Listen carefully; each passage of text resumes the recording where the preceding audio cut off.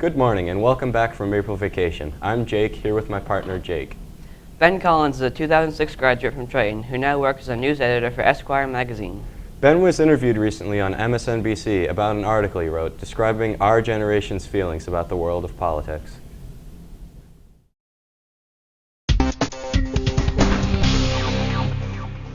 But according to a new study by USA Today, young people are pretty fed up with both parties. And our next guest writes that the first people who learn to talk to millennials like human beings will run the world. Esquire.com's news editor Ben Collins joins us now, and I love the piece. I wanted to get you on here to talk about it. How should politicians be talking to young people? Like people. I think like this, like we're talking right now. I'm not sure why we can't actually believe in what we believe in and not ascribe it to a particular party. And I think people are starting to understand that. And I think it's because of access to information. It's in your pocket. You don't have to necessarily agree with something even if the numbers are off anymore. You can go check it out immediately if it's wrong. And that really is, I think, the difference between this generation saying they're going to change stuff and every other generation. Yeah. Well, one of the things that the research has been showing is that millennials are sort of more comfortable with government having a role in society, helping with poverty alleviation, etc. They're also deeply skeptical, I would say for good reason, of large corporations, of Wall Street. So you're saying that the person who will rule the world is the person who figures out how to talk to millennials like human beings.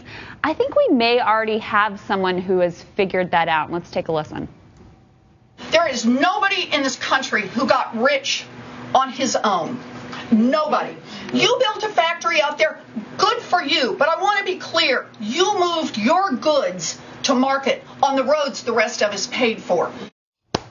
So Senator Elizabeth Warren, to me, captures a lot of what millennials are concerned about. She also talks a lot about the student loan debt crisis. Wouldn't Democrats be better served in appealing to young voters if they adopted more of the Elizabeth Warren model of progressive populism? Right. So I don't think that's far off. I think the way she speaks for the consumer, she was a consumer advocate. Right. It's very authentic. It's very from the heart. It's very real. Exactly. Yeah. I think that's absolutely something that needs to take place. One of the other names for millennials is echo boomers, because in so many ways they echo or sort of mirror what the baby boomers were all about. And so much of what the baby boomers were about was activism and idealism. And I think with the Occupy movement, you saw millennials or echo boomers start to do some of that stuff. Do you think that we're going to see more activism and more idealism from this generation? I do.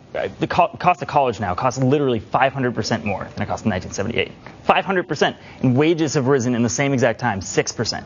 So think about that. People are graduating indebted, like owned by a bank, essentially. And then they have to go back and they have to find a way to protest in the interim. I don't know. What are you supposed to do in that situation? They're working 2 or 3 jobs, and then they're supposed to also have a political identity. And that seems impossible. So that's the difference. Is if it seems like slacktivism, if it seems like laziness that people are doing it on the internet in their free time, they're doing it by tweeting or whatever.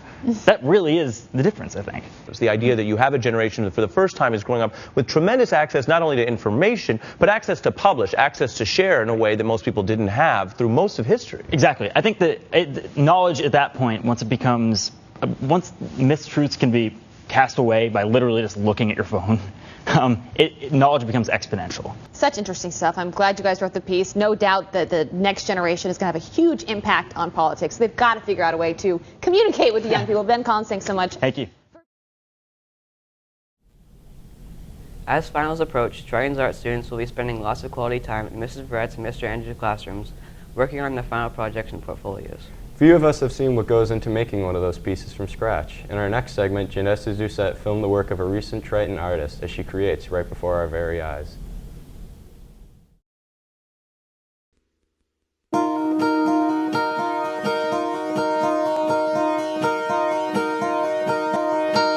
For me, when artist is creating something novel, new, out of older things that have happened already. It's finding a new way to deal with something. It's problem solving.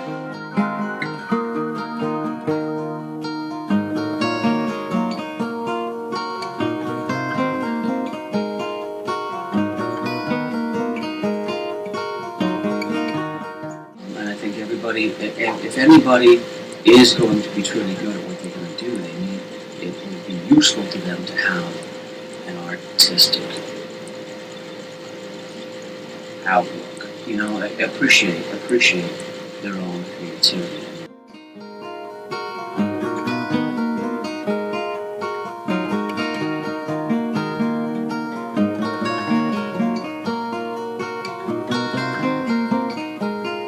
So in a way, yeah, maybe not everybody might become awesome at, you know, painting and drawing, but I think it's just like, you talk to Ms. Densmore, she would say, anybody can learn to sing. You know, you might not always have the greatest voice in the world, but you can still learn to do it.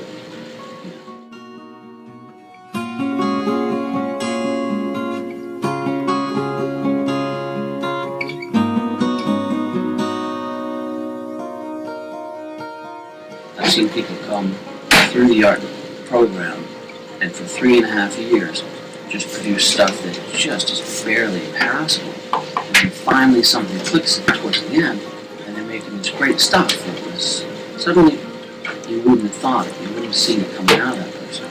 But for some reason they finally found their voice, and it's very exciting.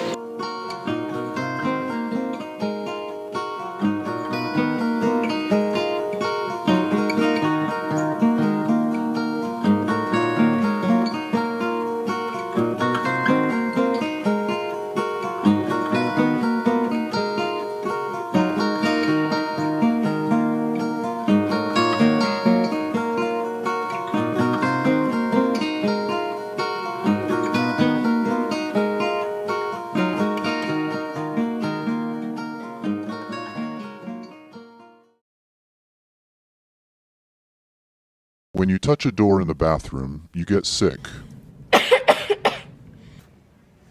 When you get sick, you get your teachers sick. When you get your teachers sick, you get Miss Jones as a sub. When you get Miss Jones as a sub, you sit and listen to stories. Where do you go to get the reward? The supermarket?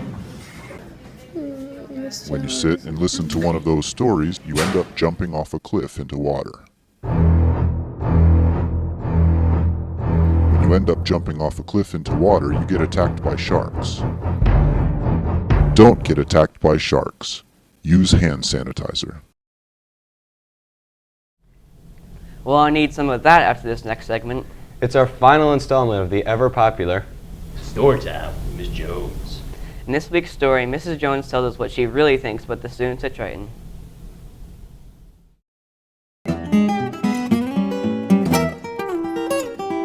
Yo!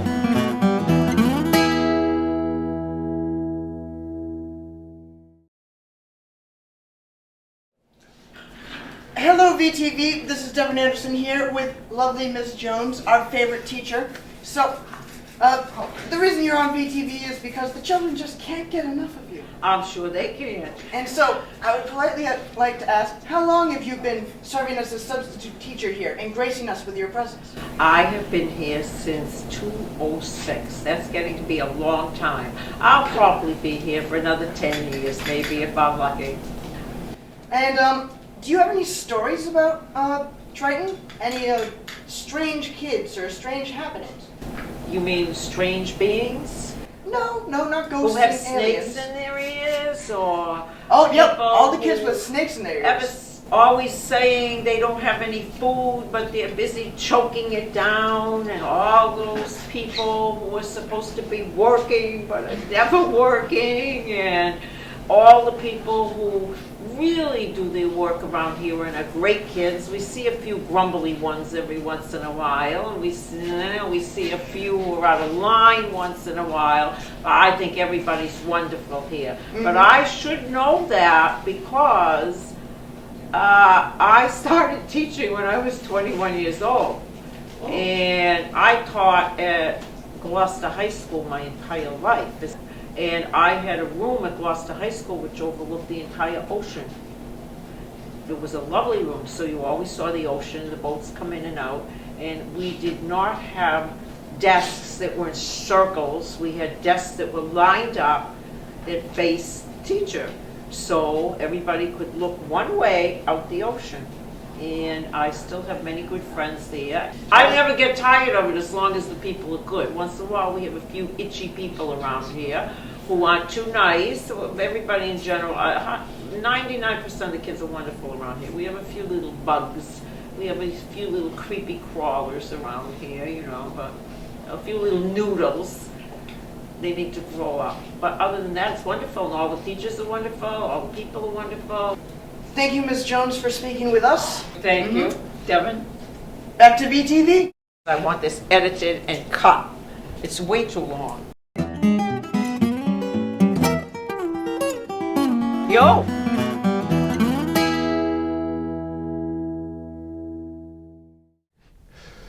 I'm not sure why, but I feel the need to curl up in my PJs and cuddle with a furry stuffed animal during those stories.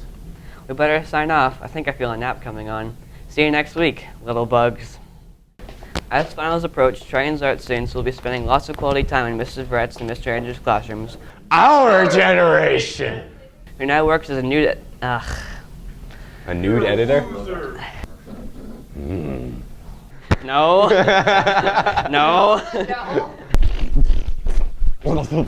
Just like, oh, it's for realsies, guys. A few of us have seen... Ben, shut it. I can see clearly now the rain is gone. I'm not sure why, but I feel the need to curl up in my PJs and cuddle. We did good!